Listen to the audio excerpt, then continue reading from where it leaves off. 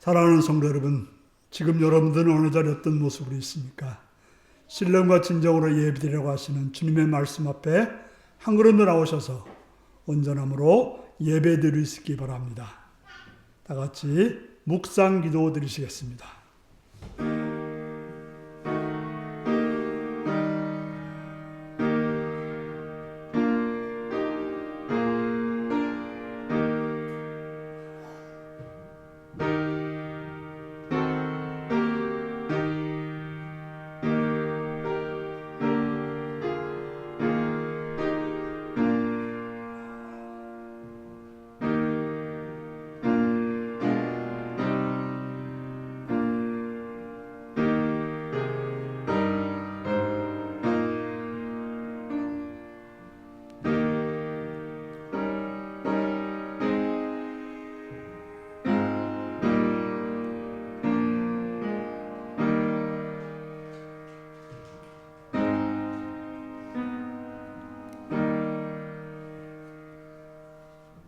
사도신경으로 우리의 신앙을 고백하시겠습니다. 나는 전능하신 아버지 하나님, 천지의 창조주를 믿습니다. 나는 그의 유일하신 아들, 우리 주 예수 그리스도를 믿습니다. 그는 성령으로 잉태되어 동정녀 마리아에게서 나시고 본데오 빌라도에게 고난을 받아 십자가에 못 박혀 죽으시고 장사된 지 사흘 만에 죽은 자 가운데서 달살아났으며 하늘에 오르시어 전능하신 아버지 하나님 우편에 앉아 계시다가 거기로부터 살아있는 자와 죽은 자를 심판하러 오십니다. 나는 성령을 믿으며 거룩한 공교회와 성도의 교제와 죄를 용서받는 것과 몸의 부활과 영생을 믿습니다. 아멘. 찬송가 68장을 부르시겠습니다.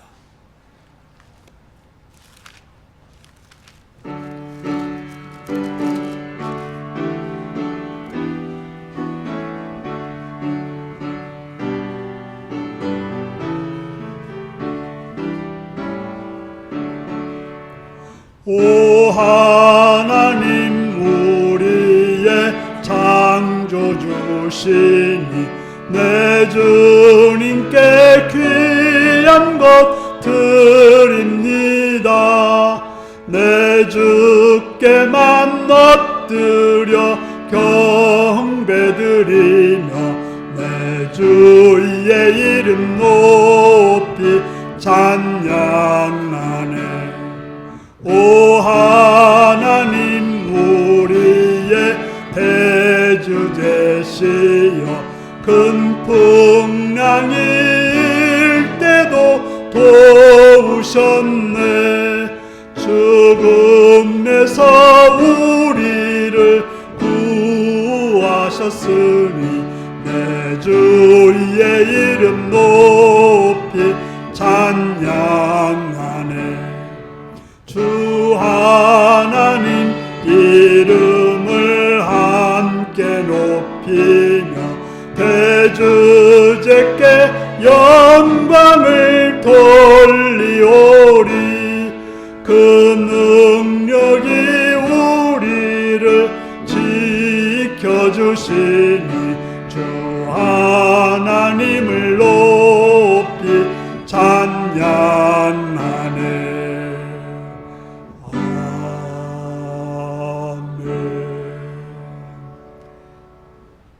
이 시간 오주영 집사 기도하시겠습니다.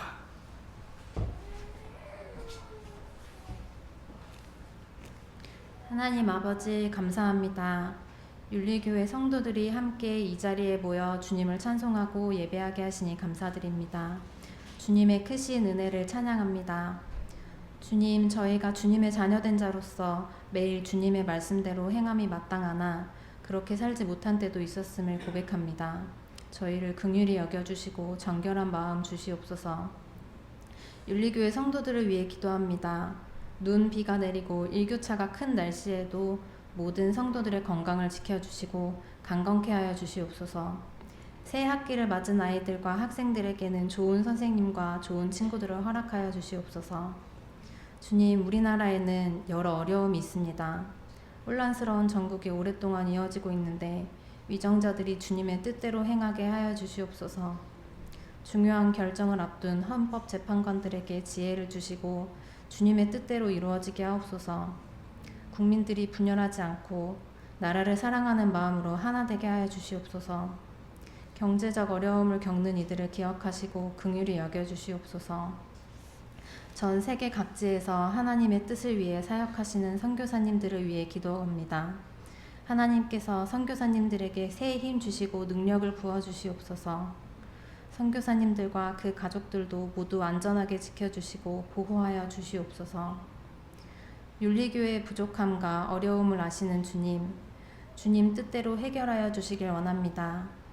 저희가 주님의 뜻대로 잘 따라갈 수 있도록 지혜 주시옵소서. 모든 성도들이 서로 사랑하고 존중하며 한마음 한뜻으로 모일 수 있게 하여 주소서. 예배를 위해 기도합니다. 하나님께서 영광 받으시고 모든 성도들이 전심으로 예배하여 은혜 받는 시간 되게 하옵소서. 예배 가운데 악한 세력이 틈타지 못하게 하여 주시옵고 온전히 예배드리는 시간 되게 하여 주시옵소서. 말씀 전하시는 목사님께도 성령님 함께 하셔서 그 마음과 입술을 주관하시어 생명의 말씀을 전하게 하소서. 모든 말씀을 예수님의 이름으로 기도드립니다. 아멘.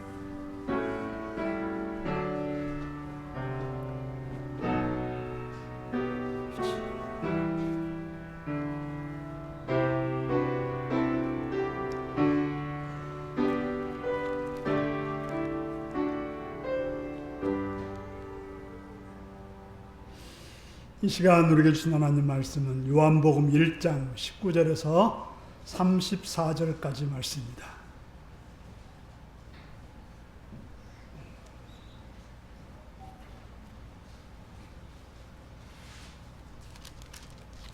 요한복음 1장 19절에서 34절입니다. 교독하시겠습니다. 유대인들이 예루살렘에서 제사장들과 레인들을 요한에게 보내어 내가 누구냐 물을 때 요한의 증언이 이러하니라.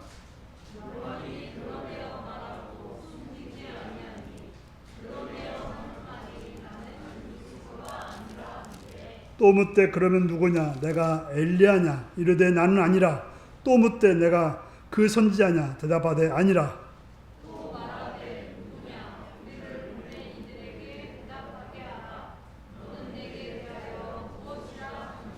이르되 나는 선지자 이사야의 말과 같이 주의 길을 곧게 하라고 광야에서 외치는 자의 소리로다 하니라. 또 물어 이르되 내가 만일 그리스도도 아니요 엘리야도 아니요 그 선지자도 아닐진데 어찌하여 세례를 부느냐.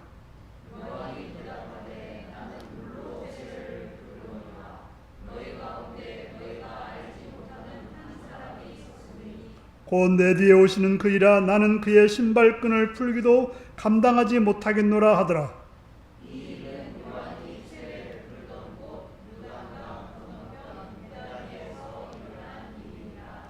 이튿날 요한이 예수께서 자기에게 나오심을 보고 이르되 보라 수상죄를 지고 가는 하나님의 어린 양이로다.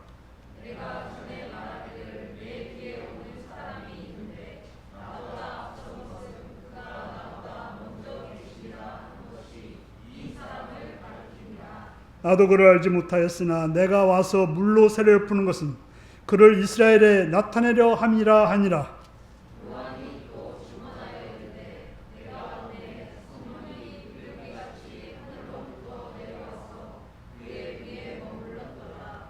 나도 그를 알지 못하였으나 나를 보내어 물로 세례를 풀라 하신 그이가 나에게 말씀하시되 성령이 내려서 누구에든지 머무는 것을 보거든 그가 곧 성령으로 세례 푸는 이인 줄을 알라 하셨기에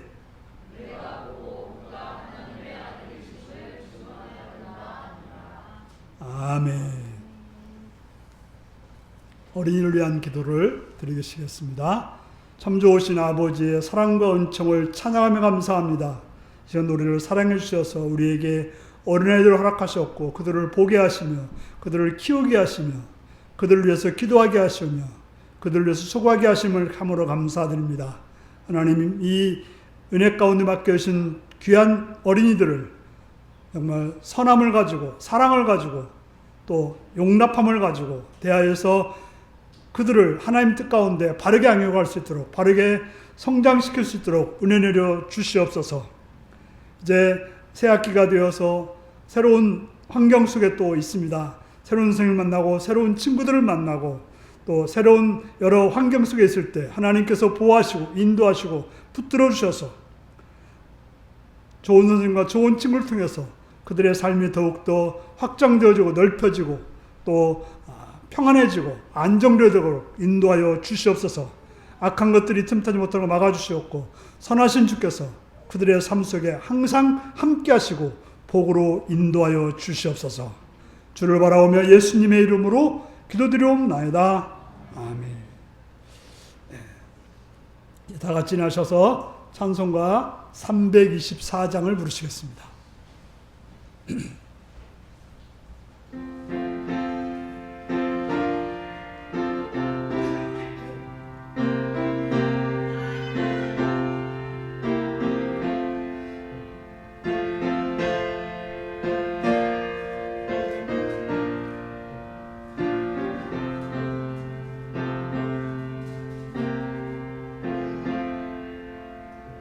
예수 나를 오라 하네.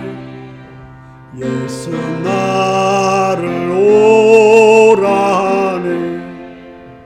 어디든지 주를 따라 주와 같이 가려네.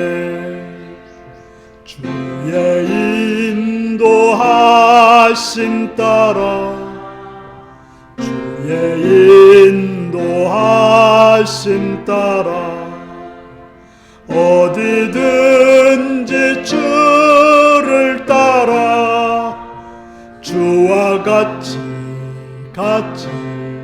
가려네. 겟세마네 동산까지 주와 함께 가려하네. 피땀 흘린 동산까지 주와 함께 가려네. 주의 인도하심 따라 주의 인도하심 따라 어디든지 주를 따라 주와 같이 가려네. 심판하실 자리까지 주와 함께 가려하네. 심판하실 자리까지 주와 함께 가려네. 주의 인도하심 따라 주의 인도하심 따라 어디든지 주를 따라 주와 같이 가려네.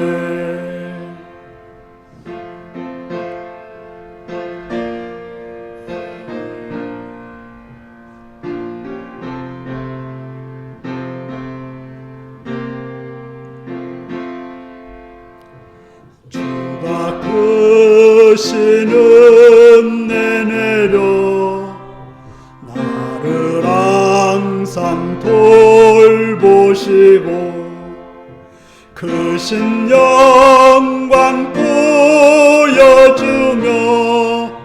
나와 함께 가시네. 주의 인도하심 따라 주의 인도하심 따라 어디든지 주를 따라 주와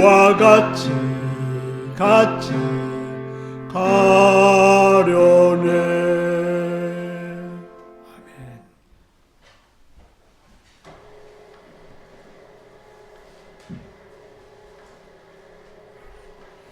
네, 사랑을 축복합니다.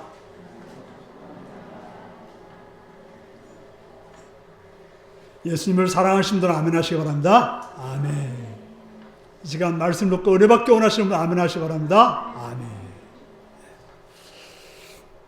오늘은 요한복음 1장 19절에서 34절의 말씀을 가지고 나는 누구인가? 라는 제목으로 말씀을 나누겠습니다. 오늘 말씀 내용이 무엇입니까?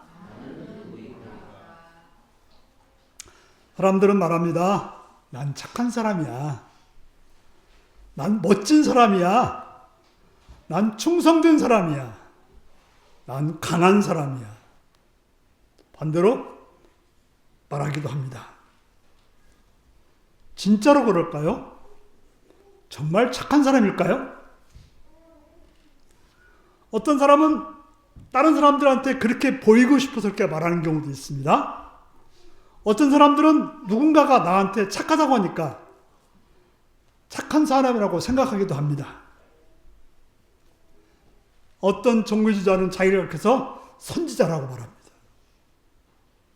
어떤 이단 사이비교주들은 심하게는 메시아라고 하고 감람나무라고 하고 예수라고도 합니다. 또 재림 예수라고 합니다. 많은 사람들은 자신은 누가 되기를 바랍니다. 누구라고 불러주기를 바랍니다. 또한 자신은 어떤 사람 누구로 생각합니다. 하지만 그렇게 생각한다고 해서 그런 사람이 되는 건 아닙니다. 누가 어떻게 불러준다고 해서 그렇게 되는 것도 아닙니다. 누가 나한테 착하다고 해서 내가 착한 사람입니까? 누가 나한테 나쁘다고 해서 내가 나쁜 사람이 되는 것입니까? 오늘은 세례 요한의 이야기입니다. 그를 누구라고 부를 수 있을까요? 그는 누구라고 불리기를 원했습니까?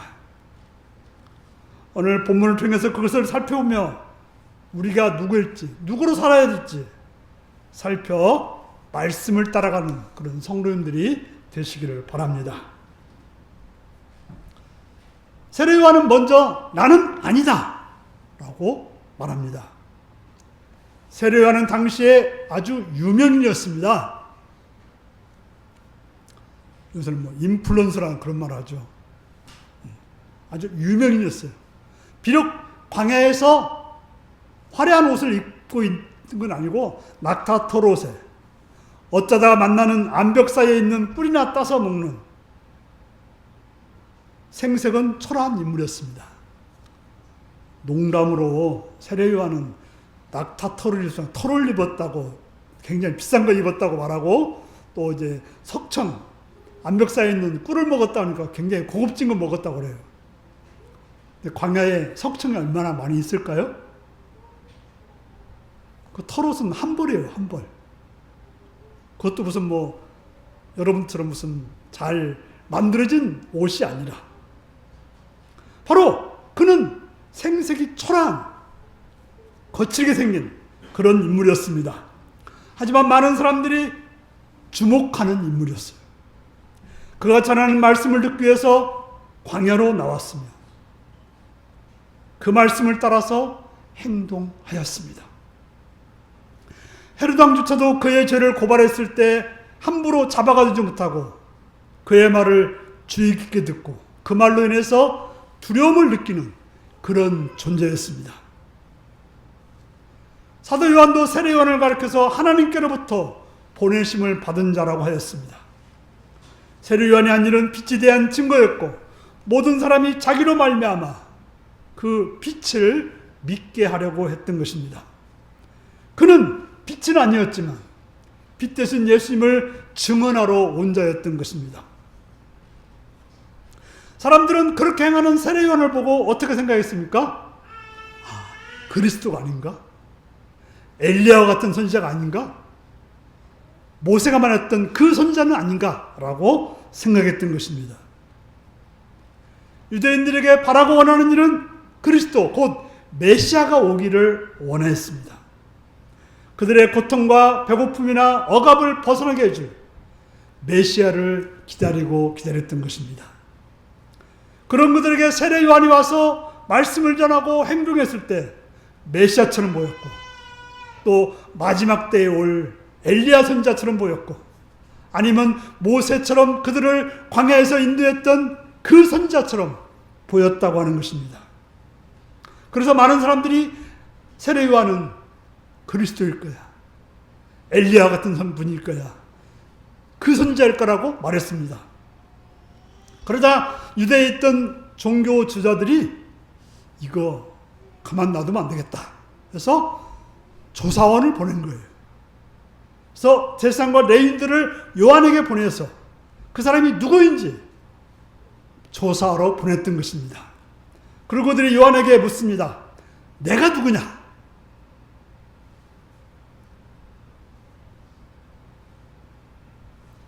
요한은 사람들이 자기를 어떻게 생각한다는 말을 하지 않았어요. 사람들이 나를 그리스도래 이런 말을 하지 않았어요. 그렇다고 침묵하지도 않았습니다. 우리가 누군가 말했을 때 침묵하면 뭐가 돼요? 너 착한 사람이야. 침묵하면 그렇다고 인정하는 것이 거의 되는 것이죠. 만약에 내가 그리스도야라고 침묵했다면 그런갑다라고 생각했을 텐데 그는 침묵하지 않았습니다. 그는 분명하게 드러내어서 말했던 것입니다. 자신의 정체를 숨기지 않았습니다. 내가 그리스도라고 불렀을 때 그는 나는 그리스도가 아니라 라고 말했던 것입니다. 그러면 내가 엘리야냐? 그때도 마찬가지로 나는 엘리야가 아니라고 말했습니다. 그는 또 묻기를 내가 모세와 같은 그 선자라고 물었습니다. 그럴 때 요한은 계속해서 나는 그 선자가 아니라고 했던 것입니다. 왜 이들은 이렇게 질문했을까요? 바로 세례 요한이 그리스도라는 소문이 있었고, 아니면 엘리야라는 소문이 있었고, 또 그 선자와 같다고 하는 소문이 있었기 때문에 그렇습니다. 말라기서 4장 5절을 보면 보라 여호와의 크고 두려운 날이 이르기 전에 내가 선자 엘리야를 너에게 보내리라. 바로 마지막 때 하나님께서는 선자 엘리야 같은 일을 보낸다라고 말씀하고 있습니다. 요한계시록도 엘리야 이야기가 나오죠. 그들은 자신들을 구원할 그리스도를 기다렸고 가장 능력 있는 선지자 엘리야 선지자를 기다렸고, 또 출애굽과 광야에서 그들을 인도했던 모세와 같은 그 선지자를 기다렸던 것입니다. 그들만이 지금 자신들이 당하는 고통과 아픔과 억압에서 건져줄 수 있다라고 생각했습니다. 그런 소망이 있었기 때문에 세례 요한이 많은 사람들을 이끌고 말하고 영향력 있는 걸 보고서 그렇게 생각했던 것입니다. 그들이 그렇게 물었던 것은 나름대로 성경에 대한 지식이 있었기 때문에 그걸 가지고 물었던 것이죠. 그저 그렇다고 대답하지 않아도 단지 침묵하기만 해도 사람들은 세례 요한을 그렇게 인정할 그런 상황이었습니다. 하지만 세례 요한은 언제나 대답은 나는 아니다 라고 하였던 것입니다. 그런 대답을 들은 예루살렘에서 온 자들은 답답하였습니다. 그저 아니란 말만이 아닌 진짜 누구인지 그 대답을 듣고 싶었던 것입니다. 세례 요한은 성경을 알고 있는 자였습니다. 그가 아니라고 한 것은 성경에서 메시아, 엘리야 그 선자가 어떤 존재를 말하는지 알기에 자신은 그가 아니라고 말했던 것입니다. 바로 세례 요한이 그렇게 말했던 것은 성경 말씀을 알기 때문에 그렇게 말한 것입니다. 그는 사람들의 말을 따라서 말하지 않고 자신의 생각에 따라서 말하지 않고 오직 성경 말씀을 따라서 자신이 그리스도도 아니고 엘리야도 아니고 그 선지자도 아니라고 말할 수 있던 것입니다. 우리는 종종 누가 말하는 걸 따라 생각합니다. 아니면 내가 생각하는 걸 따라서 생각하기도 합니다. 누가 좋은 사람이라고 하면 좋은 사람인 줄 알고 나쁜 사람이라고 하면 나쁜 사람인 줄 압니다. 이것만 잘 구분해도요, 여러분들이 굉장히 편하게 살 수 있어요. 누군가 비난하는 소리 들으면 어떡해요? 그 말 때문에 하루 종일, 아니 일주일 내도 또 몇 년, 어떤 사람들은 평생을 그 말과 가지고 고통당하는 사람들이 있습니다. 정말 그럴까요? 누가 말한다고 해서 그 사람이 그렇게 되는 것입니까? 그것은 그런 말 듣고 우리가 행동하고 말한다면, 생각한다면 그것은 큰 오판일 수 있고 틀릴 가능성이 너무나 높은 것입니다.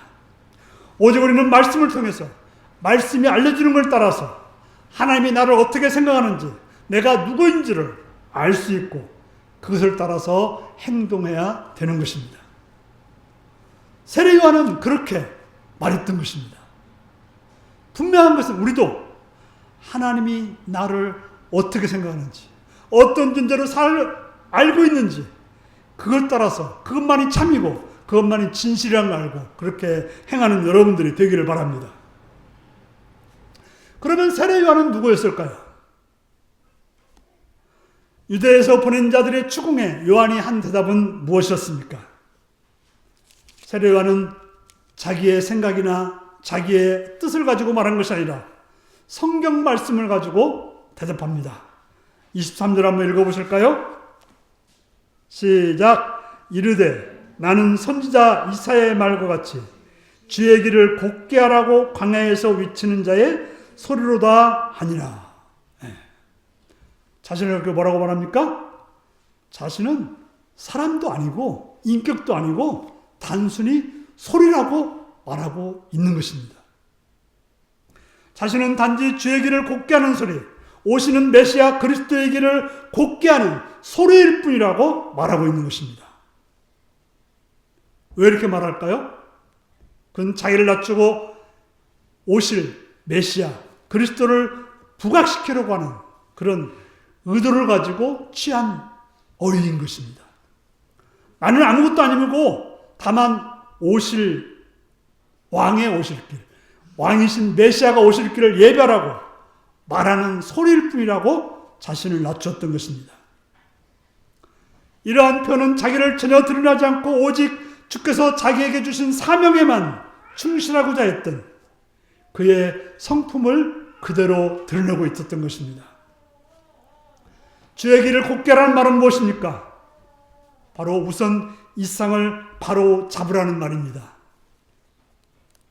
여러분들이 한 15년 전쯤에 이 땅이 어떤지 기억하시는 분 있습니까? 뭐 안 보신 분들 모르겠지만 우리 15년 전에 교회를 다니셨던 분들은 전혀 다른 모습의 이 땅이 있었을 거예요. 뭐 옛날 예배당, 사택, 뭐 교육관, 그래서 어떻게 했어요? 그걸 싹 밀어버리고 새 예배당, 새 사택을 만들었습니다. 바로 그걸 다 정리했기 때문에 이것을 만들 수가 있었던 것입니다. 바로 세례 요한은 예수님이 오시는 길을 위해서 구부러지고 문제가 있는 그 땅에 그 사람들에게 그것을 바로잡아서 예수님이 오시도록 한 그런 존재라고 말하고 있는 것입니다. 그러자 바리새인들이 세례 요한을 묻습니다. 그런데 네가 왜 세례를 풀어? 네가 뭔데 세례를 풀어? 라고 물었던 것입니다. 그리스도 아니고 엘리야도 아니고 그 선지자도 아니면서 어떻게 네가 세례를 풀 수 있느냐? 라고 물었던 것입니다. 세례를 푸는 행위는 그들에게 바로 메시아와 같은, 엘리야와 같은, 그 선지자와 같은 그런 존재만이 행할 수 있다고 생각했기 때문에 네가 뭔데 세례 푸냐고 물었던 것입니다. 그때 자신의 세례는 그런 메시아적인 세례가 아니라고 말합니다. 즉 자신의 세례는 성령의 세례를 푸시는 분을 알려주기 위해서, 성령의 세례를 받아야 된다는 것을 알려주기 위해서 물의 세례를 베풀었을 뿐이라고 말하고 있는 것입니다. 바로 우리가 여러분들이 이제 예수를 믿는다고 하면 뭘 받아요? 물의 세례를 받습니다. 물의 세례를 받음으로 완성되는 것이 아니라 우리가 문답 때 다 말하지만 물의 세례를 받음으로 끝나는 것이 아니라 성령의 세례를 받아야 우리는 진정한 구원과 하나님의 은혜와 복을 누리며 살아가는 것입니다. 바로 세례요한 유대인들에게 알려지 않은 예수를 알려주기 위해서 물 세례를 베풀고 내 뒤에 오시는 그분이 여러분들에게 성령의 세례를 풀린 분이라는 것을 알려주기 위해서 그 일을 행했다라고 말하고 있는 것입니다. 실제로 세례요한은 선구자였고 먼저 예수보다 이 세상에 온 자였던 것입니다. 그럼에도 불구하고 자신을 뭐라고 설명합니까? 그분의 신발끈을 풀어드리기에도 합당하지 못하다고 말하고 있습니다. 지금은 신발들이 편해가지고 그냥 아무나 벗을 수 있죠.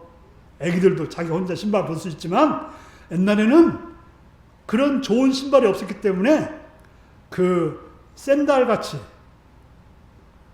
여러 가지로 이렇게 묶어야만이, 바닥에다가 줄을 만들어가지고 묶어야만이 되는 신발이었어요. 그래서 혼자 그것을 풀기는 쉽지 않았기 때문에 노예들이 그 신발끈을 풀어 주었던 것입니다. 그런데 신발끈을 푸는 것은 하도 천한 일이어서 쉽게 말해서 이제 유대 사람들 중에서도 유대 노예가 있을 수 있거든요. 유대 노예들한테는 시키지 않았어요. 바로 이방인 노예들, 다른 나라 사람에서 온 노예들만이 그 일을 할 수 있었다고 하는 것입니다. 그만큼 세례요한은 자기 자신을 낮추고 있는 것입니다. 자신을 전혀 드리지 않고 오직 말씀을 따라서 하나님이 주신 사명을 겸손하게 나타내는 자가 바로 세례요한이었던 것입니다. 우리가 이 땅에서 해야 될 일은 나를 드리는 것이 아니라 오직 하나님의 말씀을 따라서 하나님이 우리에게 하라고 하는 일을 하는 것, 이게 바로 우리가 가장 바르게 해야 될 일이라는 것입니다. 그때 예수님께서 등장하셨습니다. 그렇게 예수님의 오실 길을 마련하고 예수님의 오시는 것을 사람들에게 알리고 행동했던 세례요한 앞에 예수님이 등장하셨습니다. 주의 길을 곱게 하라는 소리라고 자신의 존재를 고백한 세례요한 앞에 그 주께서 오셨던 것입니다. 그렇게 주님이 오시기 위해서 광야에서 외치던 그 앞에 주께 나오심을 보았던 것입니다. 바로 세례요한은 그렇게 주님이 오실 길을 예비했기 때문에 주님이 그 앞에 오셨다고 하는 것입니다. 그때 세례요한이 무엇이라고 했습니까? 세상을 향해서 말하기를 보라, 세상 죄를 지어가는 하나님의 어린 양이로다. 무슨 말일까요? 유대인들에게 어린 양은 무슨 의미였을까요? 첫 번째는 유월절 양의 의미가 있었습니다. 이스라엘 백성들이 출애굽할 때 어떤 일이 있었습니까? 양을 잡아서 문설주에다가 그 피를 바르면 어떻게 됐어요? 죽음의 천사가 그 집을 넘어가지만 피가 있는 집의 장자는 다 죽게 되었던 것입니다.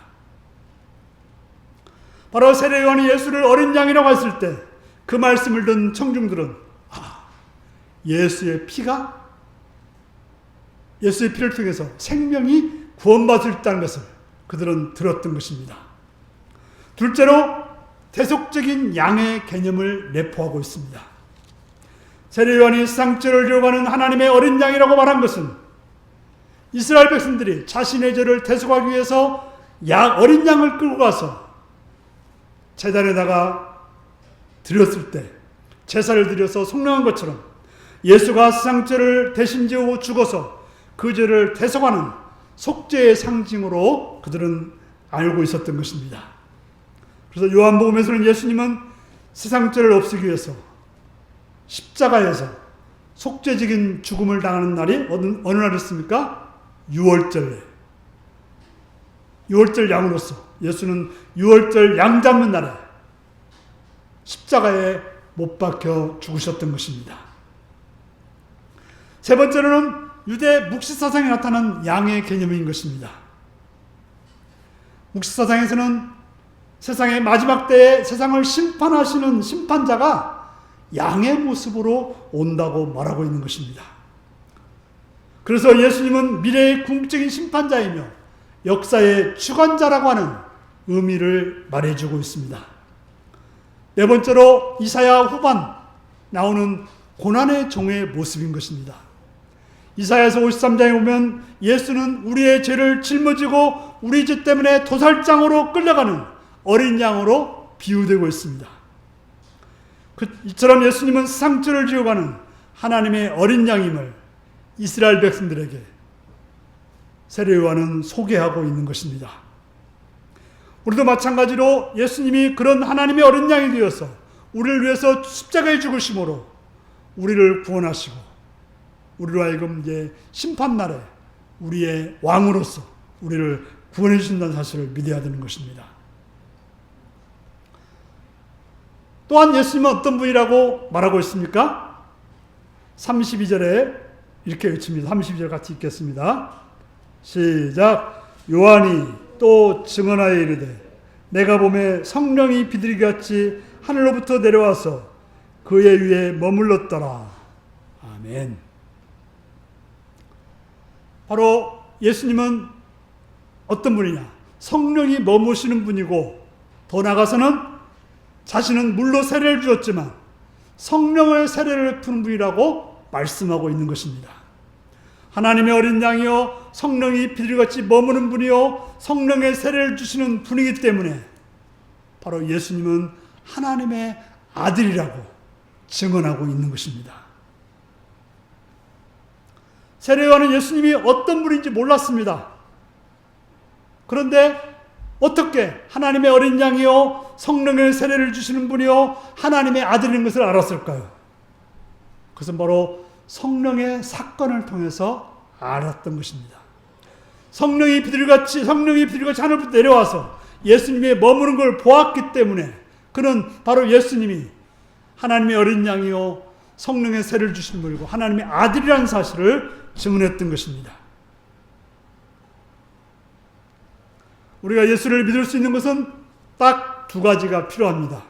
첫 번째는 말씀을 들어야 예수를 믿을 수 있고 두 번째는 성령의 임재가 있어야만이 예수님을 믿고 따라갈 수 있는 것입니다. 우리의 신앙의 균형 잡힌 신앙이 되기 위해서는 말씀을 만나야 되고 성령의 임재를 겪어야 되는 것입니다. 예수님이 말씀으로 오셨을 때 제자들이 예수님을 만났지만 예수님을 부인하고 도망가고 달아났던 것입니다. 하지만 그들이 보혜사 성령님을 임재했을 때 죽기까지 예수님을 따르고 끝까지 복음사역자로 살아갈 수 있었던 것입니다. 사랑하는 성도 여러분, 여러분들은 누구십니까? 내가 진짜 나를 발견하기 위해서는 어떻게 해야 될까요? 사람들의 말을 알아야 됩니까? 사람들이 뭐라고 하는지 알아야 됩니까? 아닙니다. 예수님을 만나야 되는 것입니다. 어떻게 예수님을 만났어야 될까요? 세례요한은 세상 평판을 따라서 자신을 알지 않았습니다. 자신의 생각에 따라서 자신을 알지 않았습니다. 오직 주님의 말씀을 따라서 자신이 어떤 것도 아니고 그저 소리라고 사명을 행하는 소리라고 말했던 것입니다. 오직 중요한 것은 주께서 주신 사명, 주님이 하라고 하신 일에 우리는 집중하는 일인 것입니다. 세례요한이 그랬듯이 우리도 마찬가지입니다. 주님의 말씀을 따라서 내가 할 일을 하는 것이 참으로 중요합니다. 사람들이 뭐라고 하든지 내 생각이 어떠하든지가 아닌 주님의 말씀이 나에게 하라고 하신 일이 무엇인지 그걸 따라서 해야 된다고 하는 것입니다. 그리고 우리가 하는 모든 일은 오직 예수 그리스도를 나타내는 일이 되어야 되는 것입니다. 여러분 돈을 가지고든 힘을 가지고든 지혜를 가지고든 오직 예수님을 드러내는 그런 일이 되어야 되는 것입니다. 하지만 주님 앞에 우리가 뭘 했다 해도 그것은 아주 작은 사소한 일인 것입니다. 그래서 우리의 모든 것은 다 주님의 은혜이며 우리가 얻은 모든 것은 주님 때문이 되는 것입니다. 우리가 주님을 위해서 신발끈이라도 메어드릴 수 있다면 그것처럼 영광스럽고 귀한 일은 없는 것입니다. 그리고 진정으로 필요한 것은 내가 누구인지를 발견하고 살아가는 것입니다. 바른 신앙으로 살아가는 것은 하나님을 바르게 믿고 살아가는 것입니다. 우리의 신앙은 말씀을 통해서 이루어지는 것입니다. 그 말씀이 내 안에 살아 역사하려면 그냥 말씀만 가지고 되는 게 아니라 성령의 임재가 있어야만이 우리는 그 말씀을 따라서 살아갈 수 있게 되는 것입니다. 그렇게 우리는 이 말씀이신 예수님을 만나야 하고 주님께서 보내주시겠다고 하신 보혜사 성령님, 우리가 이제 새벽마다 나누고 있는 요한복음 15장부터 쭉 나오는 보면 계속 뭐라고 말씀해요? 내가 너에게 보혜사 성령을 보내주겠다. 그가 너희를 이끌고 내게로 이끈다고 계속 말씀하고 있는 것입니다. 그렇게 해야만으로 내가 누구인지를 알아서 생명 있는 신앙, 균형 잡힌 신앙으로 승리할 수 있는 여러분들이 되시기를 바랍니다. 기도하시겠습니다. 사랑하는 성도 여러분, 여러분들은 누구입니까? 무엇을 행해야 되는 자입니까? 세례 요한이 행했던 모습을 기억하면서 진정 주님을 나타내는 자로 말씀을 만나서 성령의 충만함을 입어서 살아가는 자로 살기를 다 같이 기도하시겠습니다.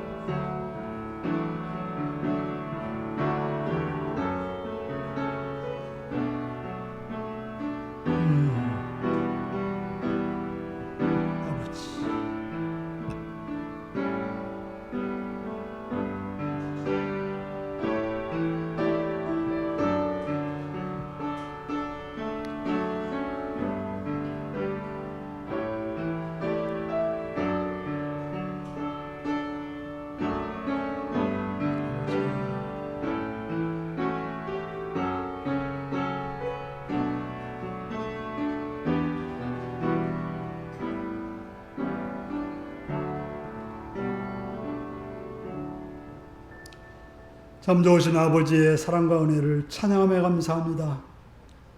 주여, 우리들로 하여금 주의 말씀을 잘 듣고 그 말씀이 내게 역사하도록 성령의 충만함을 입는 삶이 되게 하여 주옵소서.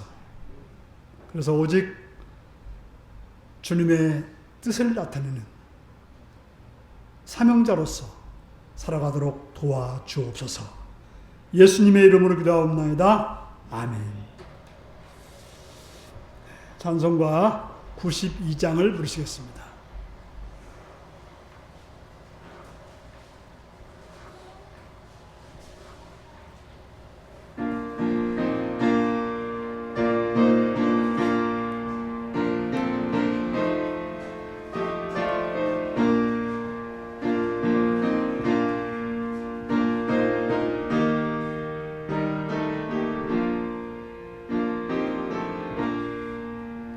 이에 계신 나의 친구, 그의 사랑 지극하다.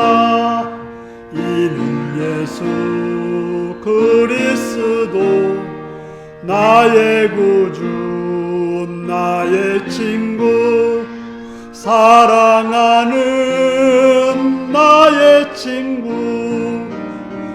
늘 가까이 계시도다. 그의 사랑 놀랍도다. 변함없는 나의 친구, 나를 위해 죽으시고 나를 구원하셨으니 기쁨으로 경배하며 찬양하리. 나의 친구, 사랑하는 나의 친구 늘 가까이 계시도다. 그의 사랑 놀랍도다. 변함없는 나의 친구 내 맘속에 늘 계시고 영원토록 함께하네. 가지 되어 하나 되리 포도나무 나의 친구 사랑하는 나의 친구 늘 가까이 계시도다. 그의 사랑 변함없는 나의 친구 그날이와 그의 영광 바라보며 그의 팔로 나랑을 때 만나보리 나의 친구 사랑하는 나의 친구 늘 가까이 계시도다. 그의 사랑 놀랍도다. 변함없는 나의 친구. 아멘.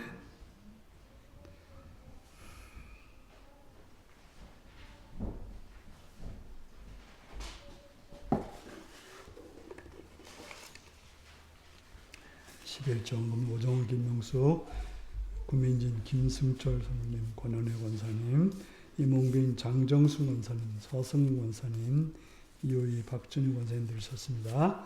주님은 3월 첫째로 허락하셔서 감사합니다.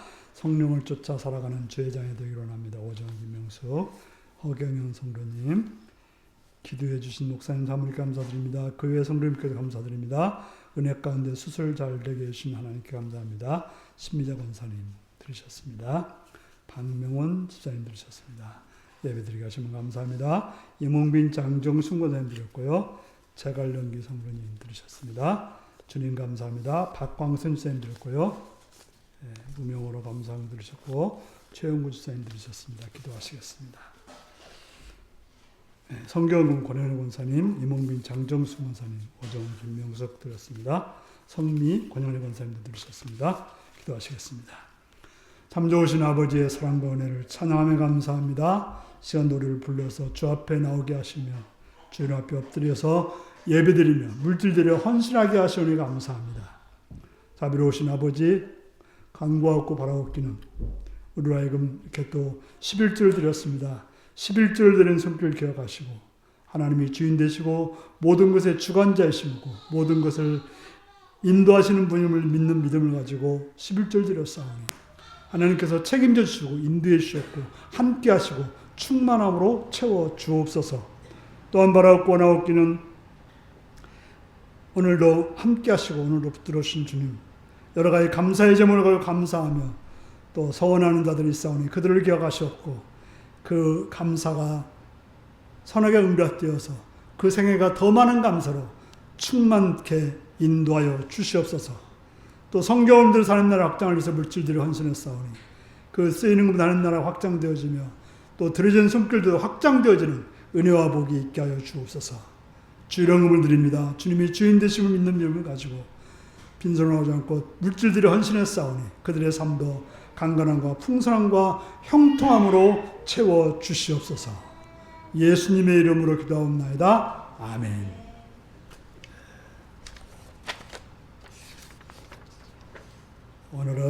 오늘 찬양 예배는 케냐 선교사님이신 장소리 선교사님께서 말씀을 전해 주십니다. 집에서는 장다솔이라고 부르는데 장소리 선교사님께서 오늘 찬양 예배 때 은혜 받는 또 깨닫는 귀한 시간 되시기 바랍니다. 이제 다 같이 일어나셔서 찬송가 635장을 부르시겠습니다.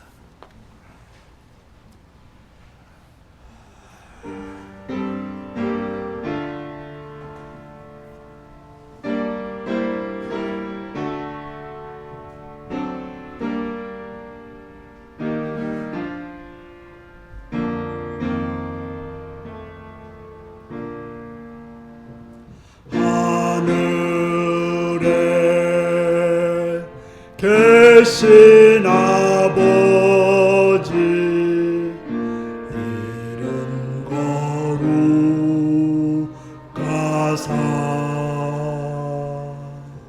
주님 나라 임하시고 뜻이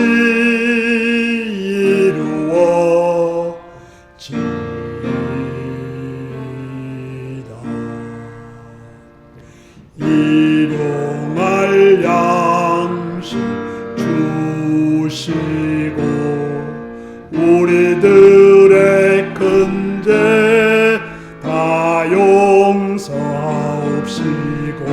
또 시험에 들게 마시고 악에서 구원하소서. 대개 주의 나라 주의 권세 주의 영광 영원히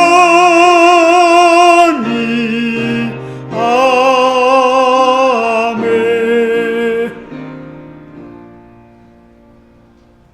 사랑하는 성도 여러분, 말씀을 통해서 내가 누구인지를 바르게 알아서 그 뜻에 따라서 사명을 잘 감당하는 예수님의 제자로서의 삶을 살아가는 성도님들이 되시길 바랍니다. 지금은 주 예수 그리스도의 은혜와 하나님 아버지의 극진하신 사랑과 성령에 감동하시고 감화하시고 함께하시고 충만하신 역사가 주의 말씀을 바르게 듣고 성령의 충만함으로 바른 신앙으로 살기를 따르는 성도들과 그 가정과 일터를 위해 지금부터 영원토록 함께하옵기를 축원하옵나이다. 아멘.